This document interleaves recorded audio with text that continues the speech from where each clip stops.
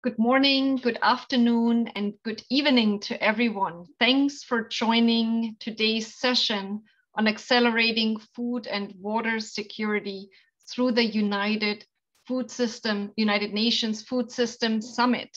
We will start this particular session with two opening polls. You should be able to see these polls shortly in Pathable under the poll section. So if you click on those, you will see two polls. The first one is, we just would like to know which country you are joining us from today. To know, given that everything is virtual now, we are not all sitting in Stockholm and enjoying the nice summer Sweden weather. So it's really good to know where you're actually joining from. And you should also be seeing shortly a second poll, and that will try to get us to better understand your background and how you are relating to the United Nations Food System Summit if you do so. So please go ahead. In a minute or two, you should be able to see our startup polls. The first one again is, which country are you joining us from today? And the second one is, have you participated in any United Nations Food System Summit activities up to now? So please go ahead and fill in the poll, and we really look very much forward to interact with you throughout this session. I'm Claudia Ringler, and I'm with the International Food Policy Research Institute and also with the CGR Research Program on Waterland and Ecosystems. And I'm also supporting the WASAG Working Group on Water Nutrition. And we all, hopefully, I think you've all joined today because you would like to understand how we can jointly accelerate water and food security through the United Nations Food System Summit that is happening this September. So we're really just 1 month before the actual big convening that is trying to find ways to accelerate and to transform food systems for everyone. Leading up to this summit, hundreds of dialogues, thousands of documents, and millions of comments have been prepared and shared on how to transform food systems for more equitable and sustainable access. But we feel, and maybe you feel so, the extent to which water, an essential resource for food system productivity and transformation, is considered in the UNFSS deliberations has not been robustly examined or characterized. It's also a little bit unclear how the actions and initiatives that will follow the summit this September will affect water security, and how growing water scarcity, climate change, variability will affect food system transformation pathway. So we will now discuss this shortly after taking a peek at the poll results. I hope you've all been able to find the poll on the poll function in Pathable. If you haven't done so, please vote. Go to the poll function under our session. And the first question again is, which country are you joining us from today? And the second one is, have you participated in any UNFSS activities up to now?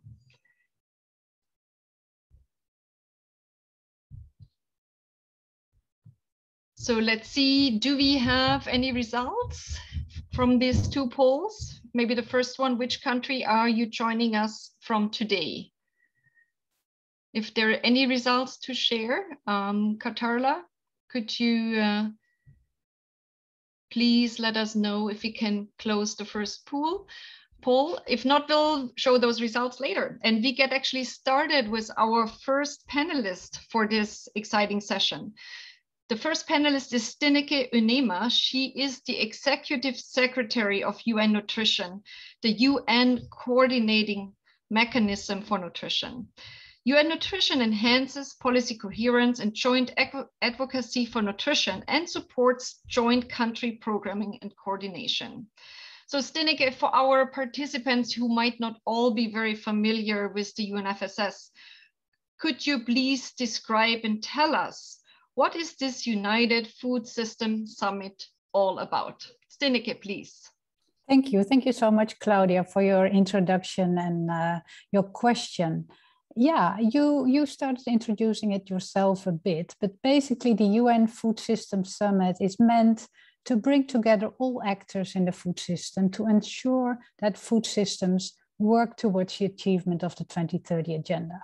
The Food System Summit also looks at how COVID-19 has caused a setback to the achievement of the Sustainable Development Goals. But I would say that overall, the FSS is an acknowledgement of the importance of food systems in and across the 2030 agenda. And I believe it is an important step forward, as food systems, as we all know, are an important factor across the entire SDG agenda, including the one on water. However, water, nor the water SDG, is very explicit so far in the Food System Summit. It aims to be a people's summit, so everyone is welcome to participate and to contribute. Many dialogues took place, as you said, to gather ideas how to transform food systems for the better. And I believe one of the next speakers will also say something about the country dialogues.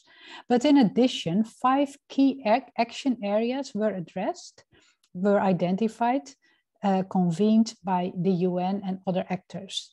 Those are access to nutritious foods, shifting consumption to more sustainable consumption, resilience, livelihoods, and nature-positive solutions.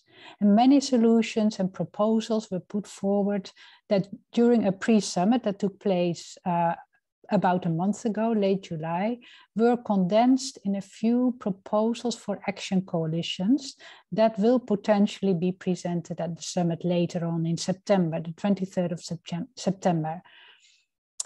As you say, the currently proposed action coalitions do not address water issues very strongly, but one could say they could be addressed in all the topics as mentioned earlier. Like nutrition, water is a cross-cutting area. Over to you, Claudia. Yeah, thanks. That's great to know. So some linkage of UNFSS with water, and obviously the key agenda for everyone engaged, not only producing food, but obviously consuming food. So I think it's definitely a summit that seems to be, of key relevance for all of us, and I guess even more so given climate change and biodiversity degradation, etc. So that's excellent. So let's please move over to Namukolo Kovic. So Namukolo is a senior research coordinator at the International Food Policy Research Institute in Ethiopia, working for the CGR research program on agriculture nutrition for health. She's extensively engaged in the UNFSS process at several levels. At country level in Ethiopia, at the global level on the thematic areas on ensuring access to safe, nutritious food and shifting to sustainable consumption patterns, and also at the Africa region level. So Namukolo, please tell us how you are directly supporting the government of Ethiopia on UNFS actions. And Namukolo, please come on video, and we look forward to your response. Thank you very much, Claudia. So in Ethiopia, I am part of a technical committee that includes government advisors and experts with representation from UN and other development partners. And so I represent the CGIAR program on agriculture for nutrition and health on this committee. And now this committee has been responsible for supporting the evolution of how Ethiopia is preparing for the Food Systems Summit. It has dialogues that have taken place. So this is one way in which I am engaged in the process. So I'm really quite extensively involved, as you have indicated. Thank you. Okay, and so given your extensive involvement in Ethiopia and elsewhere, what do you think? How is water being reflected in a discussion specifically in Ethiopia? Is water seen as a key to transforming food systems? Is water seen as a challenge, as a constraint, as an accelerator? How would you see water in these discussions in Ethiopia for food system transformations? Yeah, thanks, Claudia. So I think in terms of the engagement, let me first start off by saying Ethiopia has followed the global process. And so we called for game-changing solutions that were clustered and eventually put into action areas. So looking at these clusters of solutions, they actually map quite nicely to the categories that Young et al. Actually presents as part of the publication on the household water insecurity experience scale. So what we see is there are multiple challenges and impacts that are being addressed in relation to water. One is limitation in terms of production because of water scarcity. Examples that are given in solutions are things like milk production being limited by not having enough drinking water for livestock. Then there is also the issue of combating desertification. On the issue of availability of water, there's a lot of solutions that speak to management of scarce water resources, looking at a drought-resistant crop, but also looking at irrigation, but in particular looking at watershed management and looking at reducing roadside water runoff, but actually capturing that water to do two things. One is to manage groundwater table, to actually store that water as part of groundwater table, but in some cases it's storing it in surface water storage catchments that are then used for irrigation. So there are solutions pertaining to this that are actually addressed. Some of the solutions address accessibility of water. And here we see issues around access of water to households, to schools in terms of the homegrown school feeding, as well as for sanitation. And then in terms of looking at urban settings, there is also some attention to the challenges that are faced because of the proliferating informal urban settlements that really present challenges because they are not included in city plans because they are illegal kind of informal settlements. So there's an element of that being looked at as well. But also of interest, one of the things that I've seen is looking at water access for livestock. There are solutions, for example, that look at differential salt solutions to wet stover for livestock feeding. What I haven't seen being captured as well is the issue of quality of water in terms of chemicals and pathogens. And I think this is an area that is a gap. Thank you, and back to you, Claudia. Yeah, great, excellent. So lots of things are being covered and discussed, and we actually already have some questions on how flood-related issues might feed into the food system transformations and the summit. So Namokolo, you already answered something here. And so this is a plea to everyone listening in right now. Please go to the chat. You can add also where you're from, but also please questions to the panelists. And I've seen some questions were already added.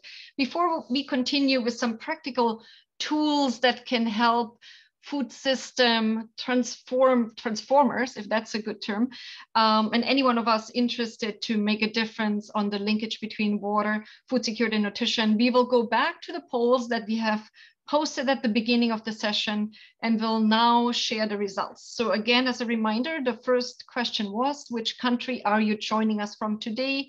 And it looks like we have a strong,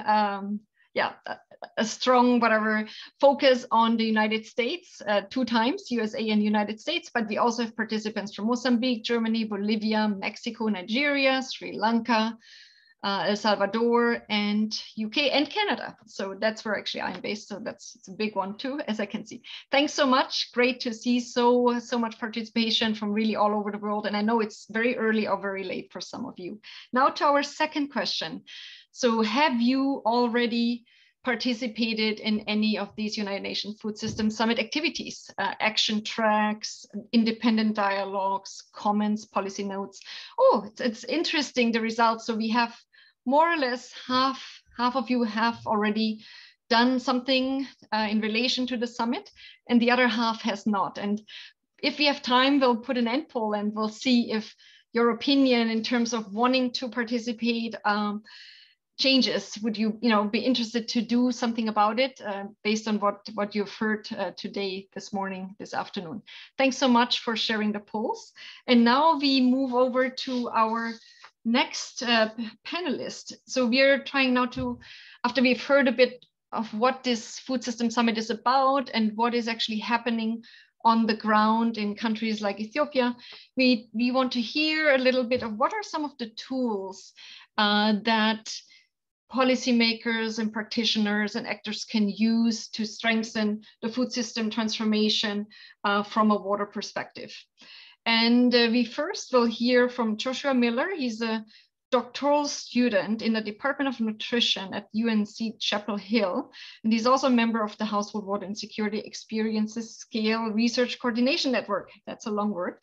So using cross-culturally validated tools such as this age-wise indicator index developed by the consortium, he researches the linkages between food and water insecurity and health impacts. So Josh, you are working with some of these best known indicators in the water and food security space. Can you describe how the tools you're working with, as well as some of the recent findings, how can they support the food system transformation? Over to you, Josh. Hi, everyone. I will share some slides to help support this. So just some context, as folks have been saying, water is central to nutrition and food and well-being, and the 5 action tracks that the Food System Summit has proposed, all of them, water is absolutely critical for. But to date, we haven't had really great metrics for measuring household water insecurity. And what I mean by that is water accessibility, availability, use, and stability across time at that level where it most influences behavior and outcomes. So we've had these theoretical linkages, but excitingly, we now have a tool. There's a few different flavors of it, but it's called the Water Insecurity Experiences Scale. It is included in the files on the Pathable page if you want to look at the actual tool itself. But it allows us to quantify household water insecurity and start to empirically assess these proposed relationships. And what we're finding through application of this tool and other cross-culturally validated food insecurity scales is that there is a direct relationship between greater water insecurity and greater food insecurity. And some of the ways we're finding that out through qualitative evidence is folks talking about maybe having the porridge in the household or the food, but not having the water to actually cook or prepare it, or perceptions of not being able to produce enough milk for breast milk or breastfeeding. So lots of interesting pathways there. And then to also say that there's some early evidence through greater application of this tool that greater household water insecurity on that x-axis is associated with lower dietary diversity, which is a really important outcome for micronutrient diversity, macronutrient diversity. And I'll also turn this over very quickly to Sarah Young, who has actually led the development of this cross-culturally validated tool. So she can talk about some of the results from the Gallup World Poll. Yeah, so this is a quick peek of the first nationally representative data that we have on water insecurity and food insecurity concurrently. So at the bottom of the slide, you see the national mean IWISE score. So that's the individual version of the household scale. It's very similar. And so the higher the score, the more water insecure. And it's very clear without any statistical tests that you can see there's a really strong positive correlation. So at the country level, the more food insecure a country is, using the Food Insecurity Experiences Scale, that's the SDG indicator, water insecurity tracks that very closely. With these data this is a subset of the 31 countries that will eventually be available. But we can see that these relationships hold at the country level, but then also at the individual level. So this is the water insecurity scores dichotomized. On the left are people who we consider water secure, their score is less than 12. And those people who are water insecure score greater than 12.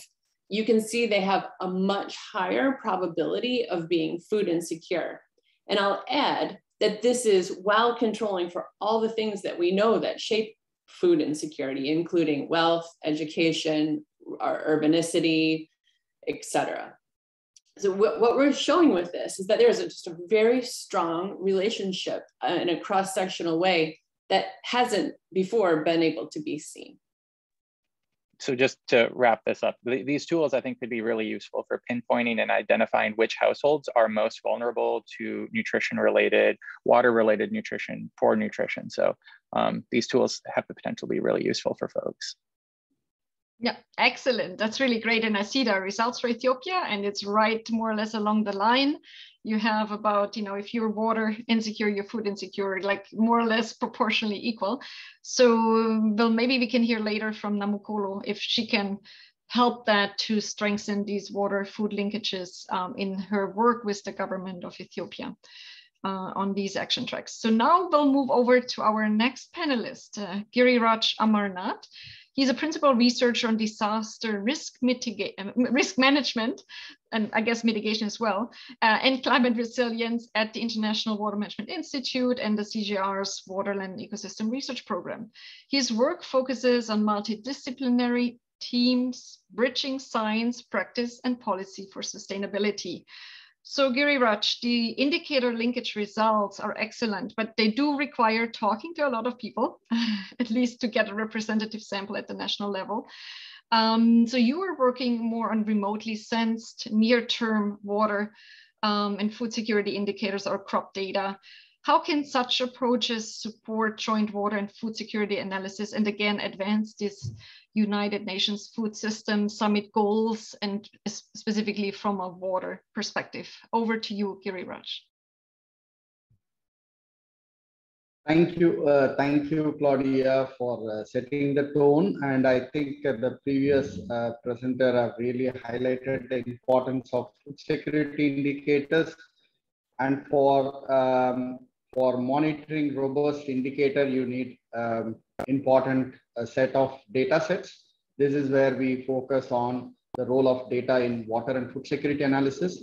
And as you can see from this particular picture, it's important that we need to prioritize where the food security shortages are there, where there is a supply-demand challenges are there. You already see here in recent years, I would say, I think we need to make better use of this existing information using the advanced technologies like those products which are presented here to ensure that we are really looking at a game-changing solution, and which is particularly important in platforms, particularly what the UNFSS is focusing on.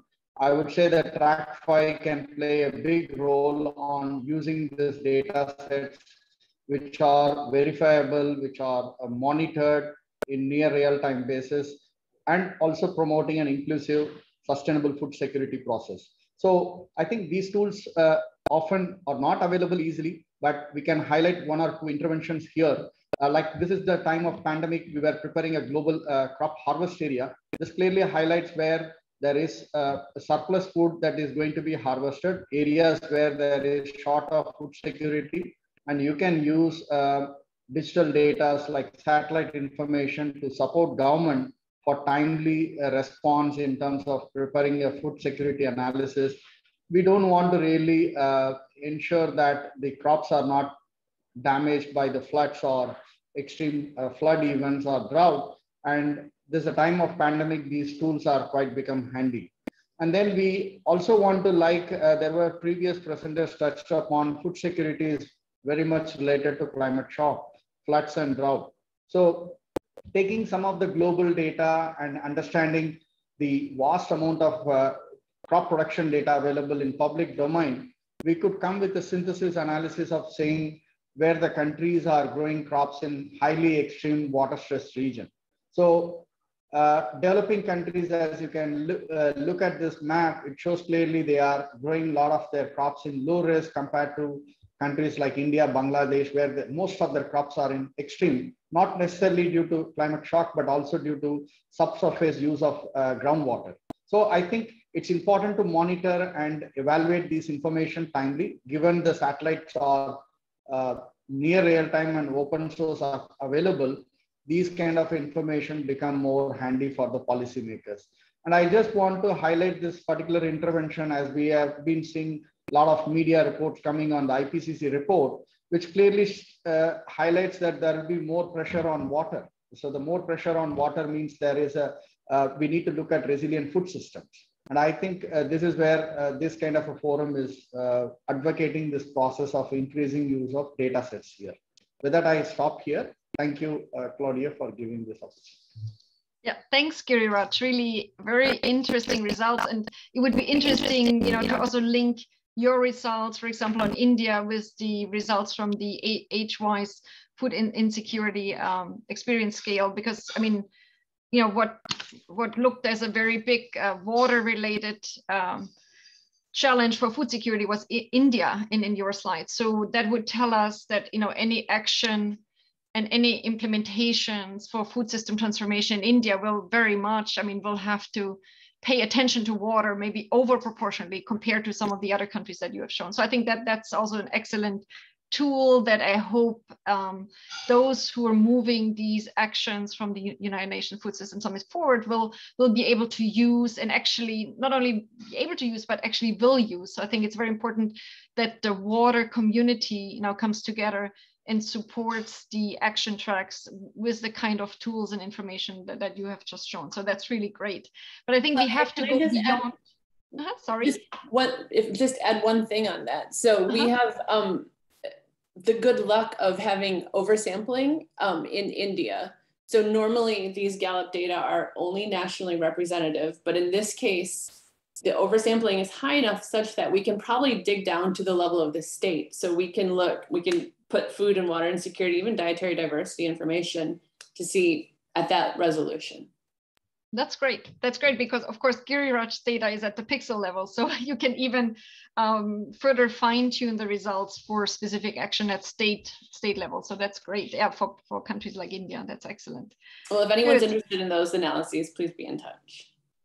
Okay. Yeah, and I know you've already, I think, sent a message on chat for that. So please do go and get in touch with Sarah and Josh on these data. Moving forward, I think we have to go beyond indicators and data and tools that support these actions on the ground. We have to also reach our youth, our young people. And with that, I would like to invite Jenny Barron, who is a professor at the Swedish University of Agricultural Sciences and an expert on soil water linkages, to talk to us a little bit on what we need to do to change education of scientists and education of young researchers and hopefully policymakers and practitioners on these topics. Because after all, university degrees remain siloed, focusing on either water management or nutrition and agriculture. So how can we link on these topics, starting already with our younger people? Please, Jenny, over to you. Thank you very much, Claudia, for giving some space here for talking about the next generation who will have to deal with even more complex issues around water, food systems and sustainability, climate resilience, like Giriraj was showing, and of course, nutrition and health impacts. And I think after many years in this business, this morning we were talking about capacity building in soil science in another mega conference that is going in parallel, and clearly we should be talking to each other. But here we sit with the water community in our World Water Week. And of course we keep, maybe academics are even more boxed in and traditional than policymakers sometimes. We have our methods, our terminology, our standards, our career criteria that usually advance. The more boxed in you, the more career and more credit you get as an academic. So please push next. And if we just talk about the issues of water and nutrition and agriculture, and then overlaid with climate, we already have a range of expertise that we need to find meeting spaces for, that we need to find joint publication for, and joint funding, so we can learn each other's languages and methodologies and standards. And this is not easy, but I would like to highlight one such opportunity. Next, please. that we are bringing together in the WASAG Partnership, which is a special issue with an opportunity to produce some of that important transdisciplinary research that is emerging from different groups around the world, which is trying to link the agriculture water management for improved nutrition and health outcomes, and addressing the SDG 6 and linking it to the SDG 2 or vice versa. And this is a dedicated special issue with an interdisciplinary lens. We hope to achieve to advance the state of science and knowledge. So please, anybody out there, share with your colleagues as well. And we have this special issue open for now, which is one small step to try to achieve better knowledge-informed solutions in sustainable food systems. Thank you very much, Claudia, for letting me have this opportunity. Oh yeah, thanks, definitely. And this is of course also an activity under the WASAG Working Group on Water Nutrition and will be supported by FAO for that. So again, developing country authors, you know, we will be able, or Jenny will be able to cover your open access fees if you do submit to this journal, because we want this to be an equitable opportunity for everyone. So that's really great. Yeah, so now, I mean, now that we have heard a bit, you know, on the education side, that we really, you know, the Food System Summit, of course, will try to move things forward, you know, with current policymakers, practitioners. It has obviously a strong youth component, but we really have to start from the education side. In fact, we have to start from providing water access in schools so that we get more young girls and anyway children into school. So I think, again, that's another important linkage out there. So education at all levels, water plays a role, and we need to bring water and food security and nutrition together. So let's move over to our last panelist before we get into more of a joint conversation, and hopefully can also answer your questions. So please feel free to continue, post your questions on Pathabel, and I see some people can also access the Zoom chat. So whichever way and you would like to add your question to the panelists, feel free to do so. But before we get to that, I would like to introduce our last panelist, and that is Moffat Ngugi. He is with the United States USAID, I guess, USAID Bureau for Resilience and Food Security's production team. And Moffat is also the point of contact for the Innovation Laboratory for Small-Scale Irrigation. So he has a lot of background both on food production systems and the work that USAID is doing in this area, and small-scale irrigation. So Moffat, you know, whenever we have a donor on such a panel, there's always a question, what is USAID doing?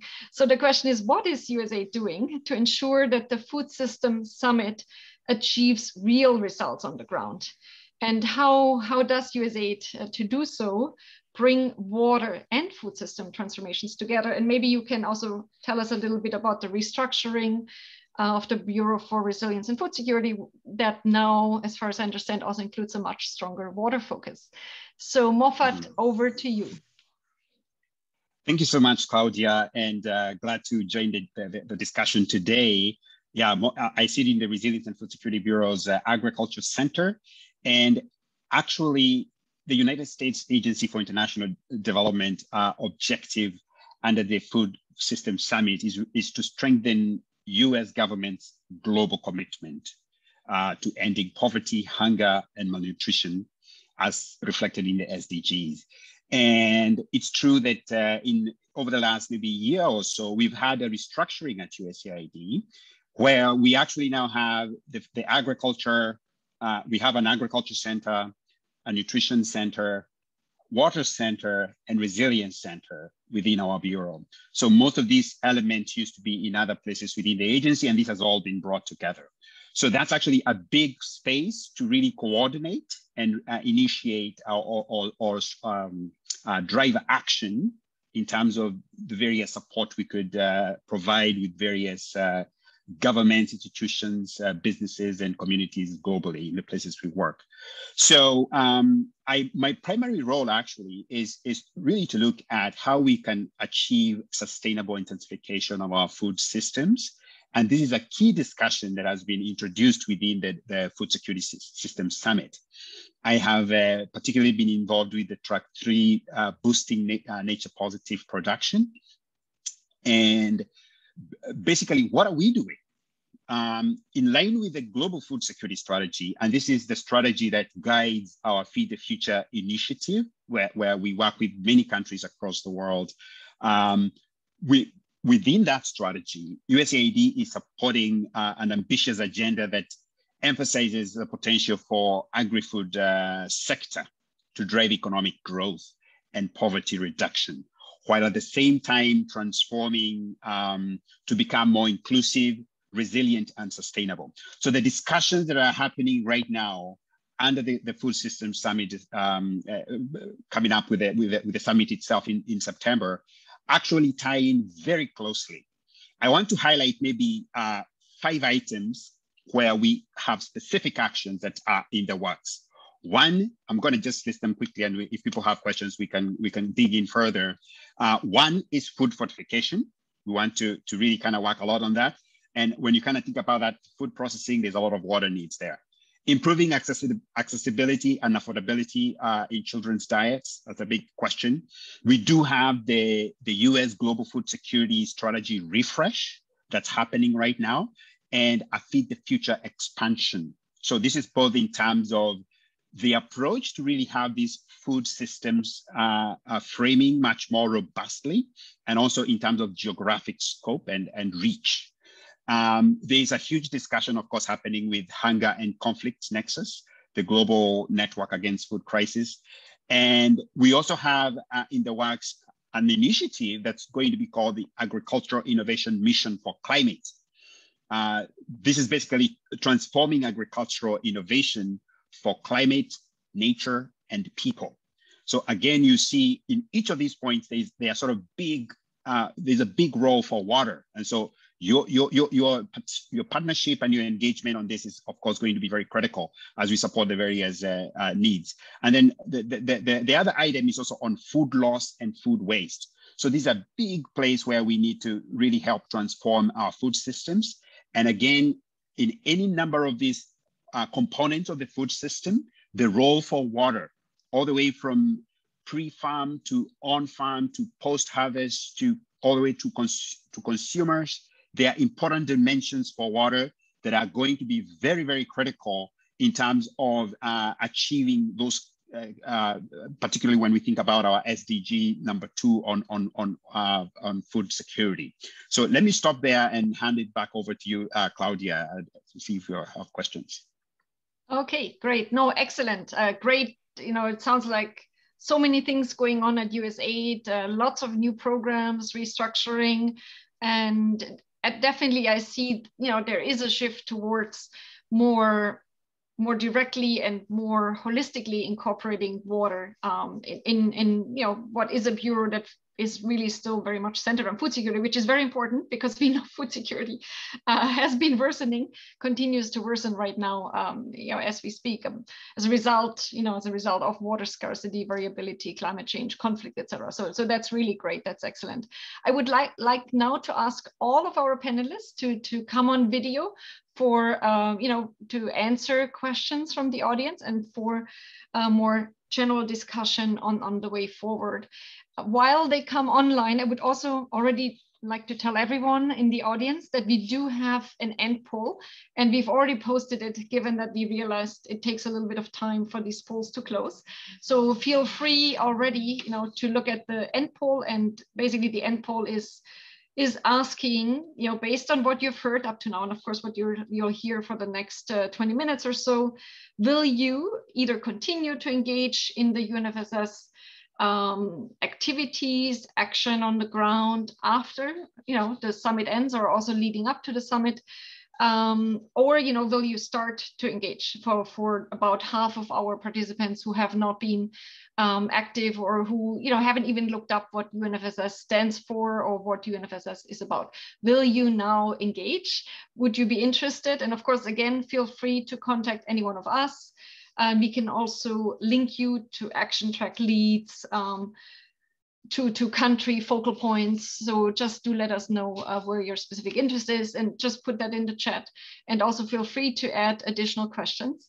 But for now, let's start with the first two questions that I've seen online. So one is by Tobechukwu Anuna, and he or she, I'm sorry, I'm not very good in knowing who's who, would like to know if, given that water security is so interwoven with livelihoods and especially, I guess, for the rural poor, what do we have any technologies, new technologies for improving water security?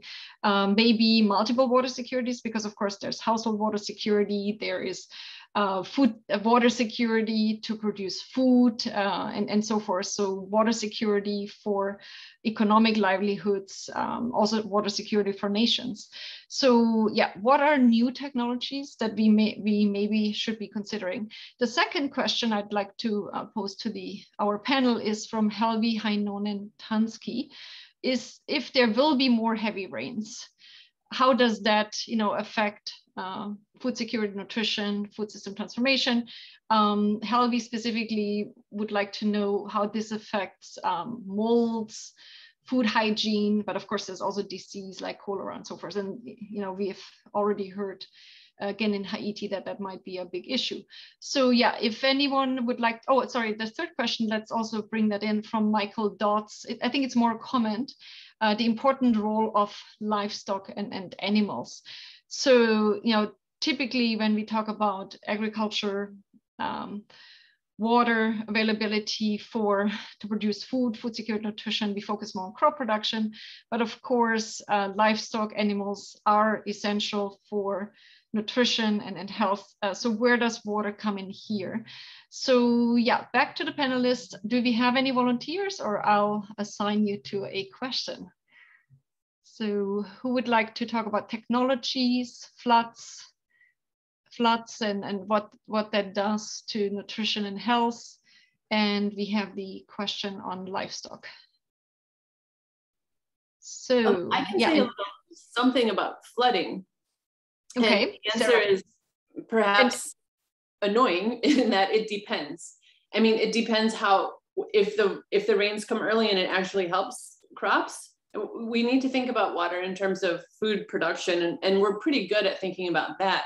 But then we also have to think about it in terms of destruction to household goods, how it hinders or helps with food preparation, and how it hinders or helps with health, because there are a lot of calories shed, for example, when they're with diarrhea.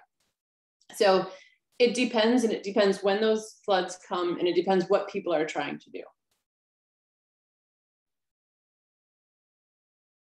Yeah, no, I mean, exactly, that sounds right. And it's definitely true that, it's easier to measure water insecurity and challenges when there's no water. It's a little bit more challenging to do so when there is too much water, but we definitely have to do much more about that, because it does go in both directions. Yeah, over to Moffat. I think he would like to address one of the questions. Yeah, I guess a little bit touching on technologies or innovations and what we can potentially do. I think there's been a lot of discussion on just water resource management and ideas and tools to do that well.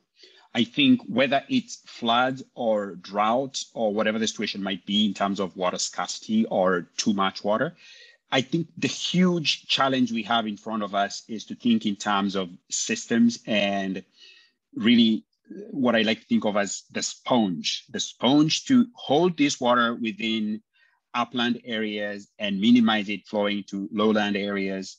That is a huge opportunity. And sometimes we haven't really had the appropriate scale to think about that.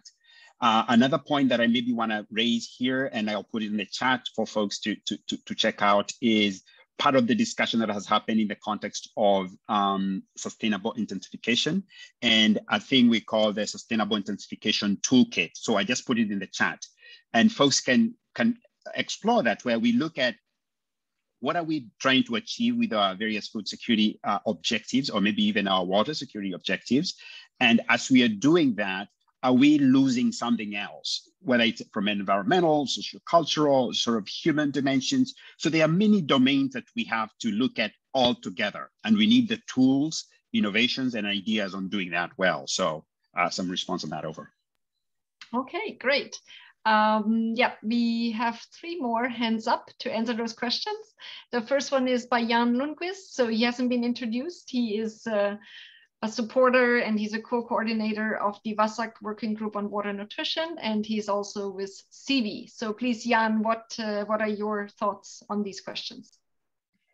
Yes, thank you. Thank you very much, Claudia. Thanks for this session. About technologies, I think that there's a range of technologies, of course, some old, some new ones. But I think maybe in terms of food production, if you look upon the food production to better use the available water, the different sources of water, and to get a good yield, it's very important that the water technologies are combined with other inputs in agriculture. So in the report that we wrote for the FAO on food security and nutrition, we also emphasize that it's very important, and it doesn't seem to be quite common, that farmers are combining water inputs with the nutrients and with different types of technologies in other areas of agriculture. So it's not only about water technologies, but it's very much to combine different types of inputs in agriculture. I had one reflection, one comment during the presentations here, which I think were very nice, very informative. The one on where we had a presentation on different sources of data. I was wondering if there is any good suggestion about data on food habits, because nutrition is very much about food intake and food, how people are using the food that they are getting access to.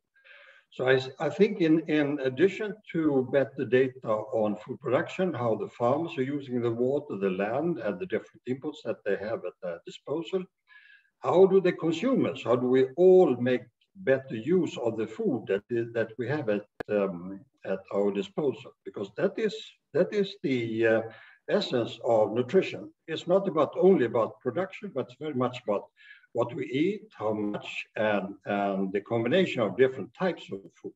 Thank you. Okay, we have panelists who can answer your additional question, and thanks for your insights on the technology question. So first to Jenny, and then we'll hand over to Namokolo and Stineke also for the additional nutrition question that of course is essential for water, because bad nutrition habits are not very good for water security. So Jenny. Yeah, I just wanted to add here that we really would welcome papers that look at these flood and very wet conditions and the link to nutritional production, because we have very little evidence. But what we know and suspect is that wet spells and flooding can equally harm nutrient content in food production as well as droughts can. So finding these linkages and having the empirical evidence would be very, very welcome. Thanks. Okay, great. So over to Namokolo. I'm not sure if you want to reflect on the livestock question as well and on the food habits. Do we have data on that? And so we can, go beyond the food and water insecurity indicators, the production indicators, so to better link drive action on water through changing food habits as well. Namoko. Thank you very much, Claudia. Actually, it's an area that we don't have enough information on. We don't know enough about consumption patterns, especially in terms of amounts and in a subnational settings. But thinking about it from a food systems perspective, there's really an opportunity to look at water linkages with what people are eating, because invariably consumption patterns are likely to change as the water situation also changes for communities. And understanding those things better can actually help even in trying to figure out how to manage water. There are a lot of places, for example, if I can give Africa as an example, where during areas of drought, there might be places where there are catchments, and those places usually become areas of providing some resilience, because that's where people will be going to get greeny leafy vegetables or whatever the case might be. And so really putting that as part of the plans that we make for water management processes would help on nutrition to improve consumption patterns. But we need to understand the consumption patterns better. One area that I wanted to touch on was the issue of floods and what is going to happen in terms of nutrition. I think one of the issues, besides the fact that when there are usually floods, the water quality is an issue, and that brings with it diseases, diarrhea, and what have you. But I think the idea of water harvesting when there's a lot of rain that can cause flooding, to actually plan that, because we know it's going to happen. So those projects that are actually looking at harvesting water runoff from roads to prevent damage to the road infrastructure in the first place, but at the same time provide catchments for production. What is important, I think, is that as we talk about production, we deliberately link that to consumption and provide nutrition literacy education, so that the production that is done from the irrigation projects or whatever is actually associated with better consumption to address nutrition. And that's an area that we don't always pay attention to. Thank you, and back to you, Claudia. Great. And I will first, Stineke, if you want to say a bit more on the nutrition side, and then I'll would like to bring Giriraj into this as well. And I'll add another question or two to Giriraj, as a couple more have come in on the chat. But first, Stineke, would you like to come in, given that we focus on the consumption side? Yes, thanks a lot, Claudia, and also thanks to Jan to mention that issue. And I would say so far we have not mentioned diets, healthy, sustainable diets as the essential link in this debate. It's indeed so that what we eat and how we compose our diets is not just essential for our health, it's also essential for the impact on climate, the impact on water use, the impact on biodiversity, and so on and so forth. I do agree with Namukolo that so far the data that are available about dietary consumption, specifically at subnational level, is scarce. But then again, there is also good news that diets are supposed to be diverse in order to be healthy. That's one of the elements, components of a healthy diet. And there is more and more appetite to measure the dietary diversity score as an indicator, a proxy of nutritional status, specifically dietary diversity score of women. I believe that's even being included as one of the SDG indicators for SDG 2. So that's a good step forward. So back to healthy diets. If, as Namukolo says, if we are able to promote healthy diets, and now I add my point, that also include sustainability criteria, we will be able to also tackle, for example, water issues in countries. Maybe a very short comment also on the livestock question, or the livestock comment. Yes, indeed, it's very true that livestock is being kept as a livelihood asset as well. But also livestock products and the amount we consume do have an impact on water and water use, obviously. So we will have to look carefully at the amount of livestock products in our diet. Some people need to consume more, as you say, Claudia, yourself, to ensure nutritional status, good nutritional status, but other groups can consume less, which could be even better for their health. But we should also zoom in at the livestock systems themselves. They're not the same, they are diverse as we look around the world. And we can look at the type of animals we are hoarding. Some are better and some have a larger impact on the environment than others.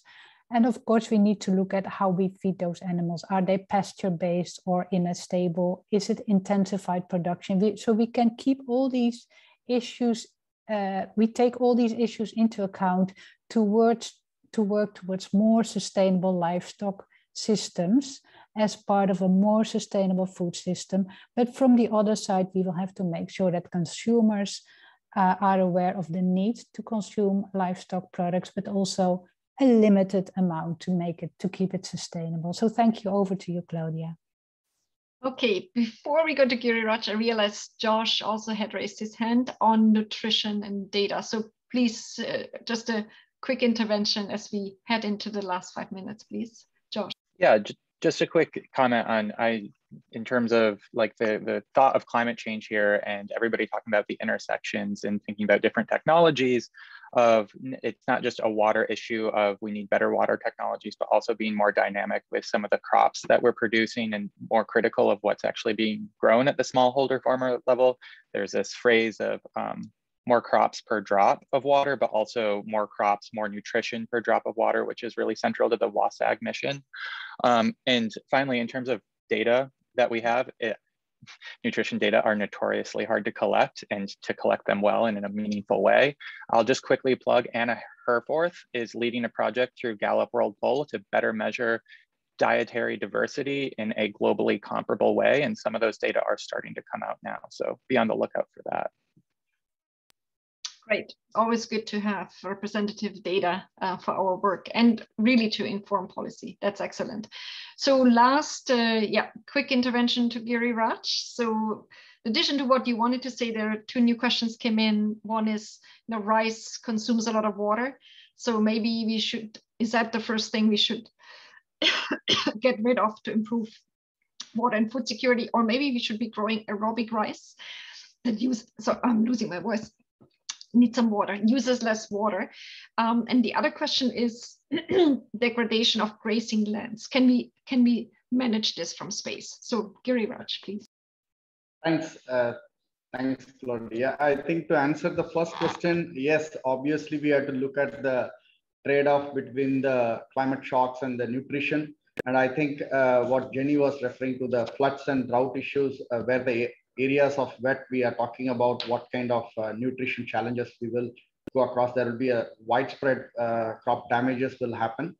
I think in places where we see already there is a water stress like north part of India or Pakistan, I think diversification is an alternative means of addressing the climate shock and also ensuring, if not first best dietary food, but also at least to ensure there is a stable food source available to the vulnerable societies. So I think diversification is an important focus we need to focus on. And I think the broader space technologies we are talking about today, any part of the world you can monitor on a daily basis. Today you have a satellite data that can monitor 100 meter of resolution on any given day. So if these data sets are there, monitoring the forest degradation or changing the forest pattern to agriculture systems. So there are plenty of tools and technologies are there. But what is also we need to focus, which I did not see much also, is the technologies on the other front. How do you reduce the food waste also? So how do you look at some technologies that can blend areas timely where you can harvest the crop, taking that quality of grains to the storage place, and then make sure that the perishable crops are stored and look at the next respondents of the user. I think there is a lot of private sector roles are here, not just on the data, but also mechanizing and look at modernization of food systems and supply. So I think in a way, technologies are a key player in food security. And I would also argue that here, tools which we are presenting through CGR and other forum can really make publicly available, and we need to also focus on global platforms because there was some question also on standardized unified data platforms. I think there should be more focus on FAO is doing a lot of work on that, but it should be more focused research should go on those directions. Great, thank you, Girish. And I think obviously it also should be more focused on answering questions that countries have who want to not only engage in discussions on food system transformation, but to actually transform them. So while I hope that Katarla can share the results of the end poll, I would like to just quickly hear from Namukolo on how can everyone who has engaged in this session and therefore is interested in the Food System Summit. We've heard half of you are already engaged. The other half might want to engage. And Namukolo, can you just quickly tell us in 1 minute, how can people do that? Should they go to a website, and where can they engage? And is it discussions leading up to the summit, or is it more important to engage at country level? So Namukolo, quickly for the last minute, if you could tell us how we can all engage while Katarla is putting up the end poll. Thank you, Claudia. I think there are multiple entry points for engagement. The first one is through the countries at this stage.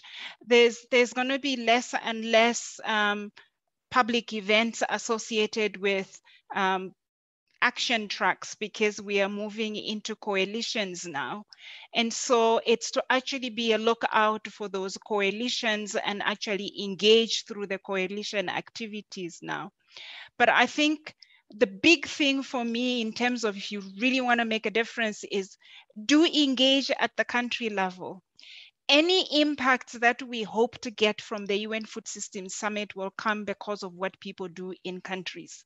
And so reaching out through the conveners and the technical teams that have been put up in the country, you proactively need to find out who they are, reach out to them, find out what the entry points are from your perspective, because diverse stakeholders will all have different entry points. Find yours, go do something different to actually make a difference. And so that's how I would actually ask people, do reach out proactively. Don't wait for people to come to you.